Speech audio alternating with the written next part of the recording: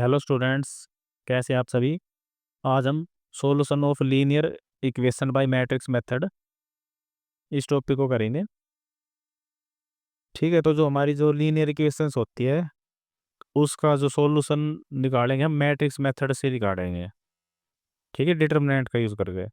तो इसके लिए सबसे पहले दो टर्म आते हैं हमारे पास, कंसिस्टेंट और इनकंसिस्टेंट। तो कंसिस्टेंट टर्म क्या होती है? अगर मान लो हमारे पास सिस्टम ऑफ इक्वेशन है, उसको हम कंसिस्टेंट कब कहेंगे? जब हमारा सिस्टम ऑफ इक्वेशन का यूनिक सॉल्यूशन निकलेगा। ठीक है, यूनिक सॉल्यूशन का मतलब होता है ओनली वन सॉल्यूशन। तो इस केस में हम सिस्टम ऑफ इक्वेशन को कहेंगे कंसिस्टेंट। और इनकंसिस्टेंट हो जाएगा जिस केस में हमारा या तो सॉल्यूशन निकले ही ना, और या फिर सॉल्यूशन एग्जिस्ट ही ना करे। ठीक है, तो इन केस में हमारे जो सिस्टम ऑफ इक्वेशन वो हो जाएगी इनकंसिस्टेंट। तो इसका एक चार्ट होता है हमारे पास, तो उसको समझेंगे। तो सबसे पहले जो हमारे पास इक्वेशन है उसका हम डिटर्मिनेंट निकालेंगे। ठीक है, तो डिटर्मिनेंट में दो कंडीशन हो सकती है, या तो डिटर्मिनेंट हमारा जीरो आएगा या फिर नॉन जीरो। ठीक है, ये दो केस होंगे। तो पहला केस लेते हैं जब डिटर्मिनेंट हमारा नॉन जीरो आता है। तो उस केस में क्या होगा, हमारे पास यूनिक सॉल्यूशन होगा इक्वेशन का। ठीक है, और यूनिक सॉल्यूशन होगा तो equation of system of equation हमारा हो जाएगा कंसिस्टेंट। ठीक है, दूसरा केस हमारा डिटर्मिनेंट अगर जीरो के इक्वल आ जाए, तो उस केस में हम क्या करेंगे, उसके बाद हम निकालेंगे एडजॉइंट ए, और उसकी जो मल्टीप्लाई है ना हम बी के साथ करेंगे। जो इक्वेशन होगी हमारे पास उसमें से हमारा बी मैट्रिक्स निकल के आएगा, तो उसकी मल्टीप्लाई करेंगे हम बी से। ठीक है, अगर वो जीरो के इक्वल नहीं आता तो उस केस में हमारा सॉल्यूशन एग्जिस्ट नहीं करेगा।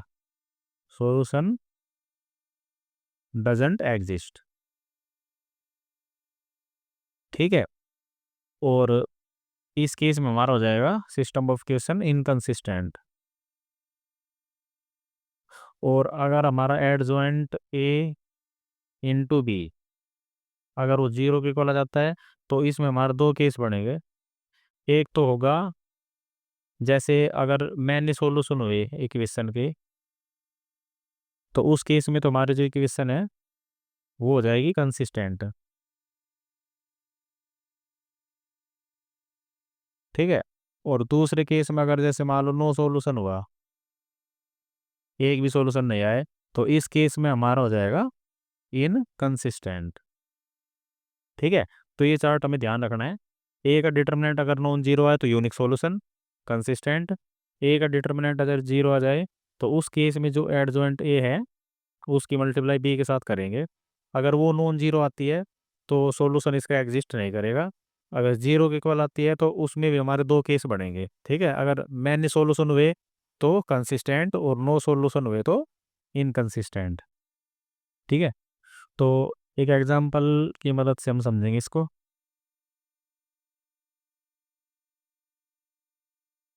जैसे हमारे पास कोई मैट्रिक्स, या फिर सबसे पहले इक्वेशन लिखेंगे हम। तो इक्वेशन हमारी होगी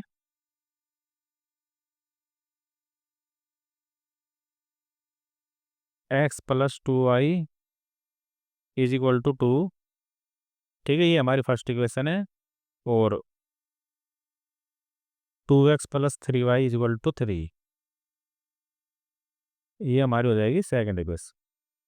तो सबसे पहले इन इक्वेशन में से हम दो मैट्रिक्स निकालेंगे। एक तो हमारी ए मैट्रिक्स हो जाएगी जो हमारे जो कोफिशिएंट है एक्स और वाई के उनसे बनेगी। ठीक है, एक्स का कोफिशिएंट है यहाँ पे वन, और यहाँ पे हो जाएगा टू।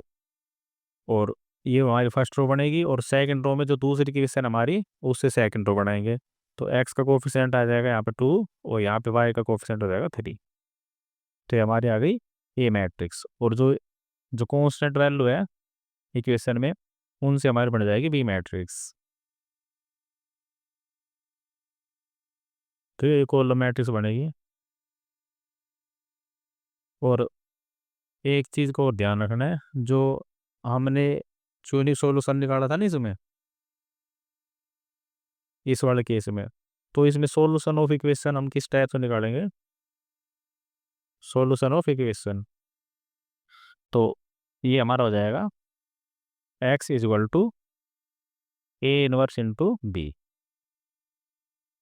ठीक है, जहाँ पे हमारी जो x मैट्रिक्स है वो हो जाएगी इस टाइप से। अगर हमारे पास दो वेरिएबल है तो ये हो जाएंगे x और y, या फिर तीन वेरिएबल है तो x y और z। ठीक है, ए मैट्रिक्स हमारी coefficient of x and y, और बी मैट्रिक्स हो जाएगी जो कॉन्स्टेंट वैल्यू उनसे बढ़ेगी। ठीक है, तो इन चीज़ का ध्यान रखना है। तो अब हम इस मैट्रिक्स का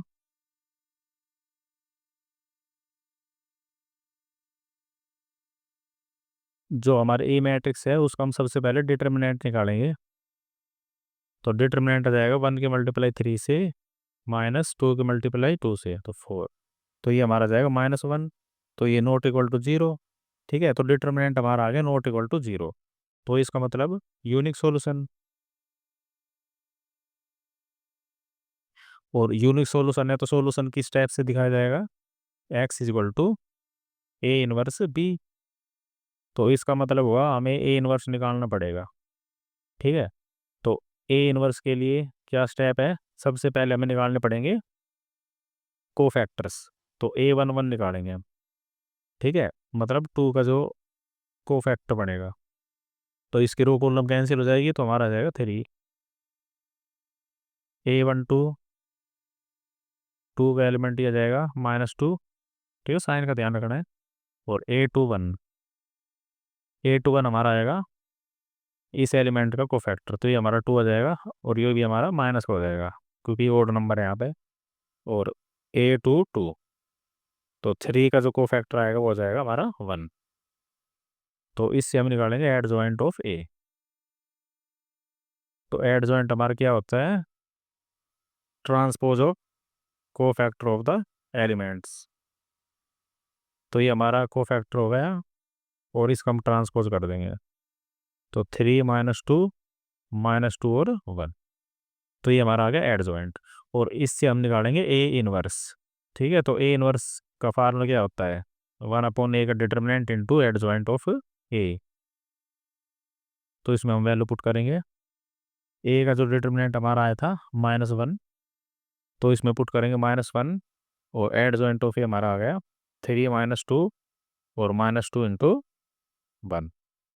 तो माइनस को अंदर ले जाएंगे, तो ये हो जाएगा -3 2 2 और -1। तो ये हमारा आ गया ए इनवर्स। ठीक है, तो अब सॉल्यूशन देखते हैं इसका। ये हमारा सॉल्यूशन है, तो जो एक्स मैट्रिक्स है वो हमारे बनेगी, क्योंकि 2/2 है तो एक्स और वाई। ठीक है, दो वेरिएबल है इसमें। Is equal to A inverse हमारा आया -3 2 2 और -1। और जो बी मैट्रिक्स है वो हमारी क्या है, 2 3। ठीक है, सिंपल इसके हमें मल्टीप्लाई करनी है, तो मल्टीप्लाई भी हमने इसका हुई है। ठीक है, रो की कॉलम से मल्टीप्लाई। तो -3 के मल्टीप्लाई 2 से -6, बीच में प्लस साइन, और 2 के मल्टीप्लाई 3 से, तो 6। ठीक है, अब क्योंकि आगे कॉलम नहीं है तो हम अगली रो पे चलते हैं, सेकंड रो पे। तो इसकी मल्टीप्लाई इस कॉलम से, 2 की मल्टीप्लाई 2 से हो जाएगा 4 माइनस, और ये हो जाएगा -3। ठीक है, तो इसको हम एक्सपेंड करेंगे तो ये हमारा आ जाएगा 0, और ये आ जाएगा 1।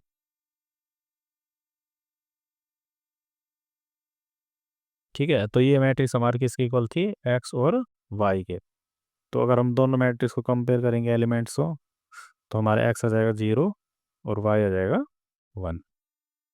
ठीक है, तो ये हमारा सॉल्यूशन हो गया लीनियर इक्वेशन का।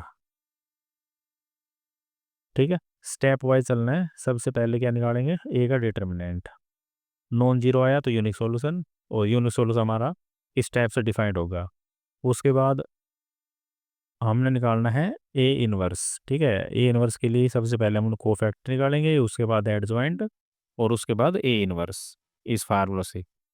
ठीक है, और उसके बाद हम जो इसका यूनिक सॉल्यूशन जो डिफाइन होता है उसमें वैल्यू पुट कर देंगे, दोनों मैट्रिक्स की मल्टीप्लाई, और उसके बाद एक्स मैट्रिक्स से कंपेयर। तो ये हमारा हो जाएगी इक्वेशन का सॉल्यूशन। ठीक है, अब हम एक 3 बाई 3 मैट्रिक्स लेते हैं और उसका सॉल्यूशन देखते हैं। तो उसके लिए हमें इक्वेशन चाहिए कि 3 इक्वेशन चाहिए कि एक्स वाई जेड में। तो हमारे पास इक्वेशन है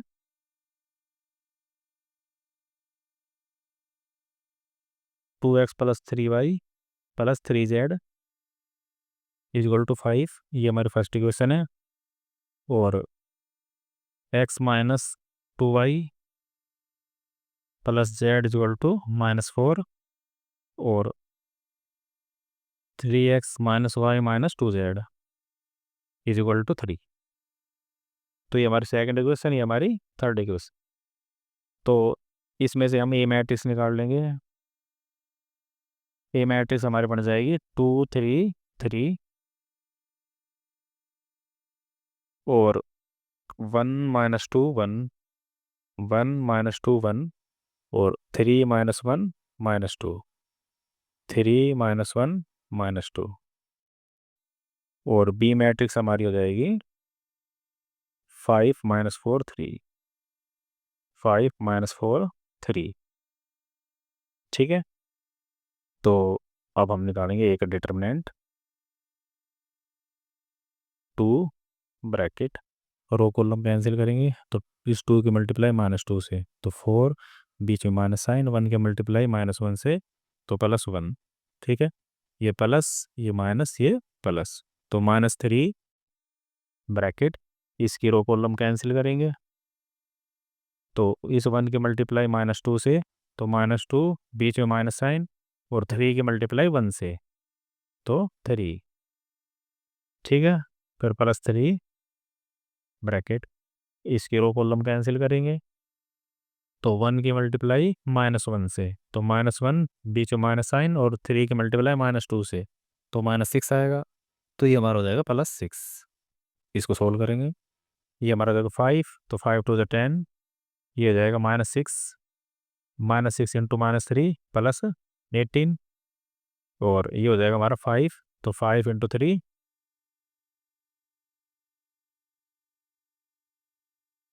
15। तो ये हमारा हो जाएगा 28 और 15। तो 25 25 35, तो ये हो जाएगा 43। ठीक है, विच इज़ नॉन जीरो। तो इसका भी हमारा यूनिक सॉल्यूशन आएगा। तो यूनिक सॉल्यूशन हमारा डिफाइंड होगा x = A 1t। तो इसके लिए हमें इसका कोफैक्टर निकालना पड़ेगा।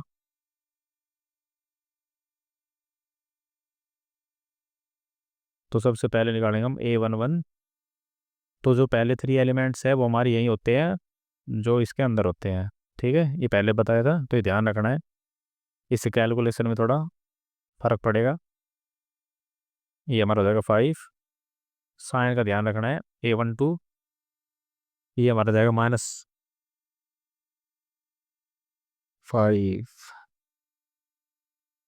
ये यहाँ पे गलती कर दी, ये हमारा -5 आएगा, तो क्योंकि ऐड होगा नहीं, मल्टीप्लाई कर दी, तो ये हो जाएगा 15।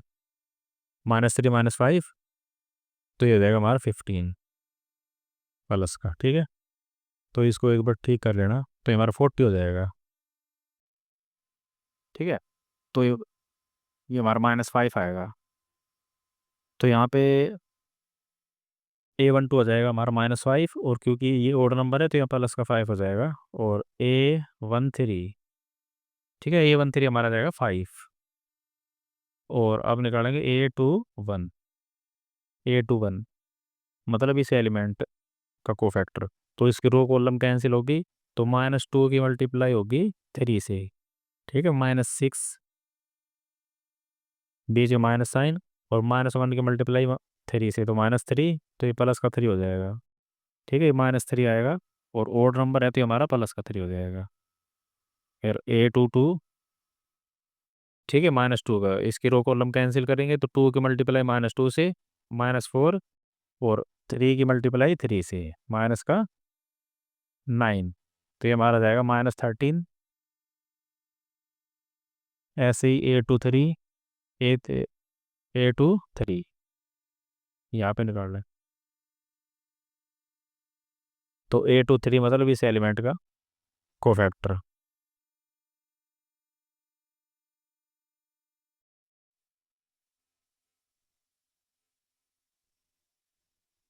ठीक है, तो रो कॉलम कैंसिल करेंगे तो 2 के मल्टीप्लाई हो जाएगी -1 से, तो -2, और बीच में माइनस साइन, और 3 की मल्टीप्लाई 3 से, तो ये भी -9, तो ये हमारा हो जाएगा -11, और ओड नंबर है तो प्लस का 11। नेक्स्ट A31, तो A31 हमारा ये एलिमेंट है, तो इसकी रो कॉलम कैंसिल करेंगे तो 3 की मल्टीप्लाई 1 से, तो 3, बीच में माइनस, और -2 की मल्टीप्लाई 3 से -6, तो ये प्लस का 6 हो जाएगा। ठीक है, तो ये हमारा हो जाएगा 9। A32 इस एलिमेंट का, तो रो कॉलम कैंसिल करेंगे, 2 की मल्टीप्लाई 1 से 2, -1 की मल्टीप्लाई 3 से, तो 3, तो -1 आएगा, पर ओड नंबर है तो +1 हो जाएगा। ऐसे ही नेक्स्ट A33, तो -2 का जो एलिमेंट है उसका कोफैक्टर, तो रो कॉलम कैंसिल, तो 2 की मल्टीप्लाई -2 से, तो -4, बीच में माइनस, और 1 की मल्टीप्लाई 3 से, तो 3। ठीक है, -7, तो ये एलिमेंट आ गए हमारे। तो इससे हम निकालेंगे एडजॉइंट ऑफ ए।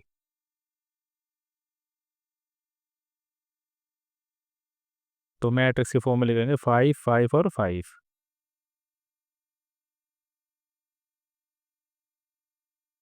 ठीक है, और इसमें आ जाएंगे हमारे 3, -13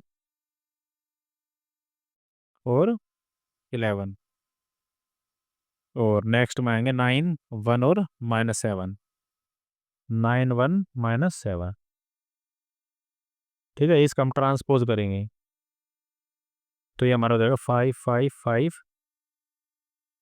3, -13 और 11, 9, 1 और -7। तो अब हम ए इनवर्स की मल्टीप्लाई करेंगे बी से, तो एक्स जो हमारा सॉल्यूशन था, X equal to A inverse B, तो एक्स की जो वैल्यू हमारी आएगी, X Y Z is equal to A inverse. ठीक है, हमारे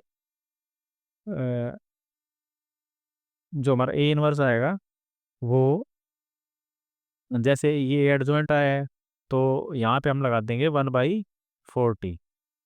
ठीक है, तो ये हमारा बन जाएगा ए इनवर्स, क्योंकि हमारा डिटर्मिनेंट से डिवाइड करेंगे एडजॉइंट को, तो इनवर्स आएगा, तो ये हमारा इनवर्स हो जाएगा। ठीक है, तो अब हम इसका ए इनवर्स के मल्टीप्लाई बी से करेंगे, तो 1/40, और ए इनवर्स की वैल्यू हो जाएगी हमारी 5, 3, 9, 5, -13, 1, और 5, 11, -7। ठीक है, और इंटू बी, तो जो हमारी बी मैट्रिक्स है